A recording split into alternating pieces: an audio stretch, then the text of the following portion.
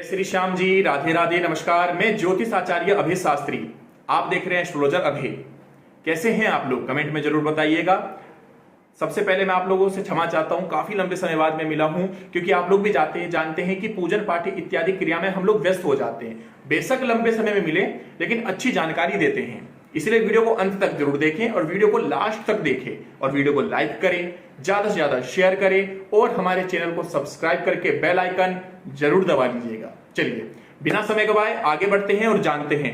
बहुत अच्छी बातें आपको आज जानने का मौका मिलेगा कि हस्तरेखा देख करके आप ये पता लगा सकते हैं कि हम लोगों को किस आयु में नौकरी प्राप्त होगी। सरकारी नौकरी है, प्राइवेट जॉब है, अपने बल पे प्राप्त होगा या किसी के द्वारा प्राप्त होगा। पैसा लगाना कहीं सही है या गलत है ना। इंडियन आर्मी में जा रहे हैं, पुलिस का योग बन रहा है, फिल्म इंडस्ट्री में जा रहे हैं, किसका योग बन रहा है ना। मतलब जज का है, वकील का है, सरकारी नौकरी है या छोटे पद पे है, ऊंचे पद पे है। जॉब की रेखा कौन सी होती है हस्तरेखा में, जॉब रेखा, सनलाइन किसको बोलते हैं, यह सब कुछ आपको इसी वीडियो में जानने का मौका मिलेगा। तो बने रहेगा हमारे साथ, वीडियो को अंत तक जरूर देखें, वीडियो को लास्ट तक जरूर देखें। और फिर एक बार बताता हूं कि चैनल को सब्सक्राइब करके वीडियो को शेयर करें और लाइक जरूर करें। चलिए आगे बढ़ते हैं। सबसे पहले मैं आपको बता देता हूं कि आप सब भी जानते हैं, मैं पिछले भी बता चुका हूं और आज ही बता रहा हूं। हस्तरेखा में जैसे ही आप देख रहे हैं 5 उंगली है ना, जिसके 6 उंगली होते हैं वो भाग्यशाली और भाग्यवान होते हैं। ठीक है, 5 उंगली अंगूठा, तर्जनी उंगली, मध्यमा उंगली, अनामिका, कनिष्ठिका, thumb, index finger, middle finger, ring finger और बेबी फिंगर। ठीक है ना, अंगूठा, तर्जनी, मध्यमा, अनामिका, कनिष्ठिका। और ये अंगूठे के बराबर में ये जो रेखा जाती है इसको बोलते हैं जीवन की रेखा। अंगूठे के जीवन रेखा के बराबर में जड़ से निकलती हुई जा रही है ये रेखा, उसको बोलते हैं मस्तिष्क रेखा। और ये जो कनिष्ठिका उंगली के बराबर में ये जो खाड़ी रेखा जाती है इसको बोलते हैं हृदय की रेखा। अब पर्वतों को जानिए। जो रेखा उंगली जो होती है मैंने आपको बता दिया अंगूठा, अंगूठे के नीचे ये जो होता है शुक्र पर्वत होता है। ये जो उठी हुई चीजें आप देख रहे हैं उसको बोलते हैं पर्वत। शुक्र पर्वत है ना, मंगल पर्वत। ये जो इंडेक्स फिंगर है तर्जनी उंगली के नीचे ये होता है गुरु पर्वत। ये जो बीच वाली उंगली है मध्यमा उंगली, इसके नीचे ये जो पर्वत होता है इसको बोलते हैं शनि पर्वत। इसके नीचे ये जो पर्वत होता है इसको बोलते हैं सूर्य पर्वत।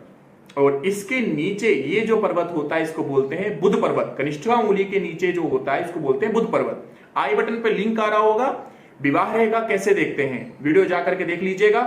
कनिष्ठिका उंगली के नीचे ये जो क्षेत्र है यहां पे देखी जाती है विवाह की रेखा। सारी जानकारी आपको प्राप्त हो जाएगा। ठीक है, विवाह रेखा के ऊपरी भाग में यानी कि कनिष्ठिका उंगली के नीचे पर्वत बुध पर्वत पे यहाँ पे रेखा जो बनती है उसको बोलते हैं संतान की रेखा। इससे संबंधित वीडियो मैंने बना दी है, आई बटन पे लिंक आ रहा होगा, जाकर के देख लीजिएगा।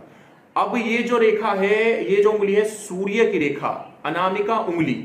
अनामिका उंगली के नीचे ये जो क्षेत्र है इसको बोलते हैं सूर्य पर्वत। सूर्य पर्वत पे ही जॉब की रेखा इसको ही बोलते हैं, सनलाइन इसको ही बोलते हैं, फेमलाइन इसको ही बोलते हैं। सनलाइन, फेमलाइन, सूर्य की रेखा, जॉब की रेखा यहीं से देखी जाती है। अब किस आयु में हमें नौकरी मिलेगी यह जानिए। अगर मान लीजिए ये आपकी अनामिका उंगली हुई, इसके नीचे ये जड़ हुआ अनामिका उंगली का, और सूर्य की रेखा यहीं से बनती हुई नीचे की तरफ जाए तो आपको अच्छे समय पे नौकरी प्राप्त हो जाएगा। यानी कि 21-22 में ही जाकर के अपने पैरों पे आप खड़े हो जाएंगे। ध्यान से समझिएगा बातों को। ये आपकी सनलाइन है ना, सूर्य की रेखा है, अनामिका उंगली है, इस ये जड़ हुआ, जड़ से ही रेखा बनती हुई नीचे की तरफ जा रही है। तो आप समझ लीजिए 21-22 से ही आपको अच्छी नौकरी आपको प्राप्त हो जाएगा और अच्छा प्राप्त होगा। अगर रेखा गहरी है तो सरकारी नौकरी जय जय हो जाएगी, आनंद उठाओगे। और अगर पतली है, गहरी नहीं है, पतली है, कमजोर है, तो आपको नौकरी अच्छी खासी प्राप्त तो होगी, लेकिन छोटे पद पे रहोगे आप, लेकिन जल्दी प्राप्त हो जाएगी। 19-22 की उम्र में आपको प्राप्त हो जाएगी। अगर जड़ से प्राप्त नहीं है, बीच में से रेखा है बनी हुई, जैसे कि आप डिस्प्ले पे फोटो देख रहे हो है ना, तो आपको क्या होगा 25-26 साल के बाद जानकर 25-26 साल के बाद आपको नौकरी प्राप्त होगा। अगर फिर इतनी दूरी में जाकर के यहां जाकर के बन रही है तो आपको 32 साल के बाद मौका मिलेगा नौकरी प्राप्त करने का। तो ये तो आयु जानने का है कि किस आयु में जाकर के हमें नौकरी प्राप्त होगी।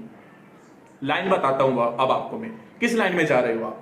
अब यहां पे मैंने आपको बता दिया कि जॉब की रेखा होती है। जॉब की रेखा अगर शुक्र पर्वत पे जाए, अंगूठे के नीचे शुक्र पर्वत होता है, अगर जॉब की रेखा शुक्र पर्वत पे जाए तो आप फिल्म इंडस्ट्री में, गायक में, म्यूजिक में, डांस में इसमें जाकर के अपना भविष्य चमका सकते हो।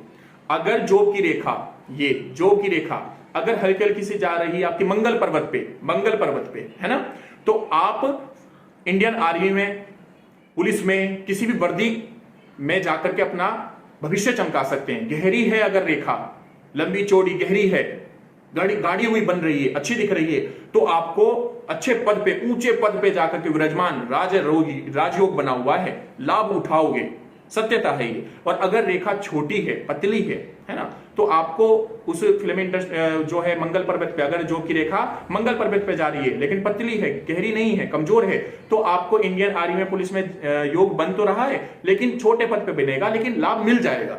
ठीक है, शुक्र पर्वत पे है तो फिल्म इंडस्ट्री में जाकर के लाभ उठाओगे, मंगल पर्वत पे है तो किसी भी वर्दी का योग आपको मिल जाएगा।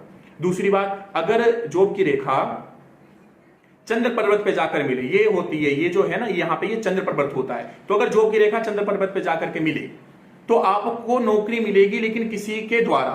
पैसा आप लगाओगे तो काम बनेगा, और अगर यहां ऐसा रेखा नहीं है तो पैसा लगाओगे तो व्यर्थ चला जाएगा।